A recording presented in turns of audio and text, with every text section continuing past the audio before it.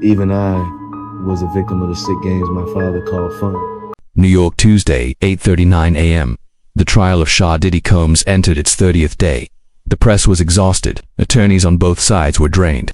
Yet no one in Courtroom 5 of the Manhattan Federal Courthouse could have anticipated that the most explosive moment would come from within Diddy's own family, the eldest son he once proudly showed off in front of the cameras, Justin Dior Combs. He hadn't been summoned. His name wasn't on the witness list. But at exactly 8:43 a.m., Justin voluntarily raised his hand and asked to speak, his voice slightly trembling, his eyes avoiding his father's. And then, in the first 3 minutes of his testimony, the entire courtroom fell silent. No one took notes, no one followed up with a question.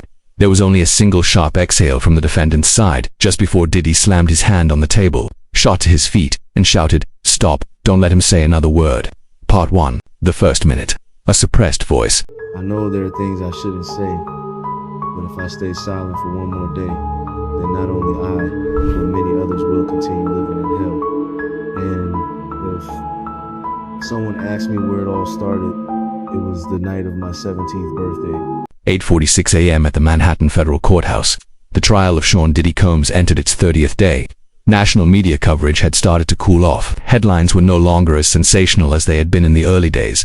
Recent hearings had been relatively uneventful, consisting mostly of pre-prepared defense statements and fragmented pieces of evidence presented by the prosecution. But the tense silence that hung over the courtroom that morning didn't stem from a new indictment. It began with a quiet request to speak coming from the family section of the defendant's gallery. The person who stood up wasn't a summoned witness, nor a victim, nor an investigator.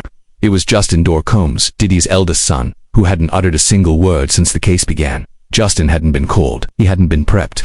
Yet he stepped into the center of the courtroom as if walking up to destroy something the entire system had silently protected for years. No one stopped him. An NBC reporter stopped recording. A member of the legal team braced themselves on the table, and Diddy, sitting just feet away, let out an audible gasp. No one had expected this. No one was mentally prepared to hear a testimony that began with the phrase, "the night of my 17th birthday." No one really knows what happened that night. Justin didn't reveal everything. He merely painted a few images, described in a tone so calm it was chilling. My father called that room the real VIP. There were no cameras, no phones, only older men and blindfolded girls. No acts were described in detail. No explicit accusations were made. But it was precisely the lack of detail that made his words even colder, because the audience didn't clearly see what happened. They only saw the reactions of those who had witnessed it. The courtroom froze. No follow-up questions. No objections. Diddy briefly seemed about to protest but stopped halfway through. He didn't yell, he didn't throw papers, but his hand clenched so tightly that his knuckles turned pale. A father who had ruled a music empire could no longer speak. Meanwhile, his son, with a steady voice, continued to describe a room that had never been mentioned in any investigative report, a room not on any map where power was used as currency, and morality was left locked outside the door. Justin didn't call it coercion. He didn't use the word assault, but he said he was brought there to learn, and after several weeks of observation, he too was pushed into the center of the circle. No elaboration was needed, because that phrase, the circle, was enough to make everyone's skin crawl. It was the kind of phrase that, when heard, no one wants to ask further because they know the answer would keep them awake at night. Right after he said it, a woman in the audience covered her mouth. An elderly man left his seat mid-testimony. A senior news producer sent an internal message. Pause the clip. Content exceeds broadcast standards. The immediate questions were, where's that room? Which mansion is it in? How many people have entered it? And if Justin was taught how to observe, who was the teacher? If a biological son was brought into that circle, then who were the blindfolded girls? How old were they? Were they willing participants? Were they deceived? And what happened once the cameras were turned off? The phones were confiscated, and the doors locked. No one questioned Justin during his statement because no one dared. But after he finished the first part of his testimony, lasting less than 10 minutes, the courtroom sank into a quiet turmoil. Not loud chaos, but an internal shock. One that rendered people speechless, because they didn't know how to react. Because the person who had spoken wasn't a stranger, not an outsider, but a biological son, someone who had grown up in the same household as the defendant. Someone who had once appeared at public events beside his father, proudly smiling. And now, in front of the entire nation, he was the first to crack that facade, not through criminal allegations, but through personal memory. The tension in the room escalated noticeably.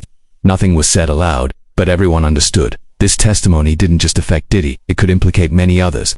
Justin wasn't only talking about his father. He was unintentionally out, a system, a hidden network where the powerful could own spaces beyond the reach of the law. If what he said was true, then who enabled those rooms to exist? Who knew and stayed silent? And why had no investigator ever reached those spaces? Even though allegations against Diddy had lingered for years, Justin didn't answer those questions. He wasn't asked to. He simply stated that if he remained silent, more people would continue to live in hell. And from the way he used that word hell, people could tell this wasn't a metaphor, not poetic language, but a literal definition. Because hell doesn't always have fire. Sometimes it's just a room with no cameras, a locked door, and no voices. At the end of his initial statement, Justin sat down. No applause, no follow-up questions. But the courtroom was no longer the same. People left more slowly, more subdued. On social media, hashtags like #JusticeForJustin and #TheVIPRoom began to spread. News agencies revised their headlines en masse, and Diddy, once seen as a cultural icon of the 2000s, was now viewed through a different lens.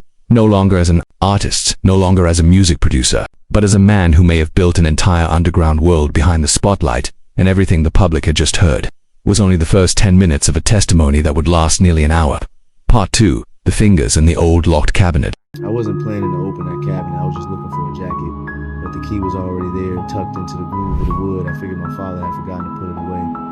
I gave it a twist. The door opened effortlessly, and I saw everything.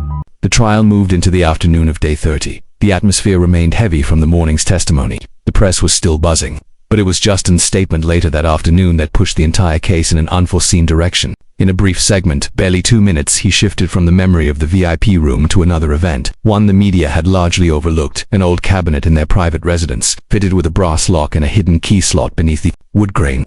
No one during the investigation had ever mentioned that cabinet. It wasn't in the search records. It didn't appear in the house blueprint. It was never disclosed by Diddy's team, but it existed. And according to Justin, it held complete replicas of a world his father had done everything to keep hidden from view. Justin didn't explain what everything meant. He offered no descriptions, no specifics, but the phrase, "I saw everything," once again shifted public focus to what remained unsaid, rather than what had been revealed. Because clearly it was the silence itself that made it chilling. A locked cabinet, a key left by accident, and a son who stumbled upon something his powerful father had tried with all his might to bury. The first question: why was the key there in the first place? Diddy is known to be obsessively controlling. Everyone in the industry knows he never leaves things lying around. His parties are choreographed to the smallest detail, from the guest list to the playlist. Even the shape of the ice cubes is carefully selected. So how could a key that important, leading to a place Justin described as everything, be conveniently left inside the cabinet's groove? There are only two possibilities. Diddy was careless, highly unlikely. Someone intentionally left it for Justin to find as a warning, a threat, or a form of manipulation. Justin didn't answer that question. He simply said he opened the cabinet and found a collection of meticulously organized items: CDs, hard drives, plastic boxes, paper bags, and an old model camcorder.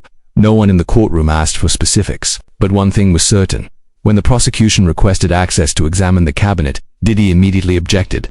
His protest was so fierce that the hearing had to be paused. He shouted, "There's no such cabinet," only to fall silent. When the judge asked, "Then how did your son know exactly where to find it?"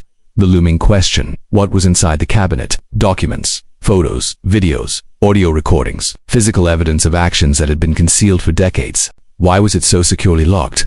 Why had it never been searched in previous investigations? If it didn't appear in the home's architectural plans, then who commissioned it? Who oversaw its construction and concealment? Had any other witness ever known about its existence? And if Justin found the key by accident, how many times before had others tried to make sure it stayed hidden? No one knows for sure, but following this testimony, the investigation team immediately sought a warrant to search all properties owned by Diddy, including homes in Los Angeles, Miami, and Topanga that had never been publicly listed. An internal source revealed that just hours after Justin's testimony, a special task force was dispatched to the main mansion in Hidden Hills. No reason was given, no media were allowed access, but the operation involved coordination with the FBI. The concern is this: if the items in the cabinet truly exist and if they contain evidence, then many individuals previously associated with Diddy could be dragged into the case. This is no longer just a story about a father and son. This is a door that could implicate major figures across the entertainment industry, political circles, and investment sectors, because if everything includes images, footage, lists, or recordings, then who is in them? Who was caught on tape? And who might be paying the price to ensure those materials never see the light of day? Observers of the trial began speculating. Names emerged: a few famous rappers who had attended parties at Diddy's mansion, a businessman long rumored to have sponsored the Wild Nights, a former politician who appeared in Justin's 2012 birthday photo album. Hashtags began trending: Hashtag unlock the cabinet. Hashtag what did Justin see? Hashtag Diddy files. But amid the wave of outrage and speculation, one emotion stood out: sympathy for Justin. He is not a whistleblower seeking gain, not a strategically placed witness, not a social activist. He is just a son, someone who lived in the shadow of his father's power for 30 years, and was suddenly forced to step forward and expose the man once celebrated by the entire world. And he didn't even try to tell everything. He simply opened one door and left the rest to justice. With a single brief testimony, Justin pushed the trial beyond the bounds of abuse allegations. He forced America to ask itself, how many similar cabinets are locked away in luxury mansions? How many invisible locks are still protecting the powerful, leaving victims voiceless? And when a son finds the key, was it an accident or the final opportunity for the truth to surface? Diddy denies the existence of the cabinet, but he cannot explain how Justin was able to describe its exact location, the lock, and the contents inside. He has no answer for why, once opened, the investigation team recovered 17 storage discs, 2 notebooks, 1 mini DV Sony camcorder with a dead battery, but the tape still intact. The final question in this chapter is no longer, what did Diddy do? But rather, who was in the room with him? And if the cabinet was only the beginning, then where will this trial finally end? I washed it 3 times, used the strongest bleach I could find at Walgreens, but the smell was still there. The smell of iron, bleach, and something that never goes away.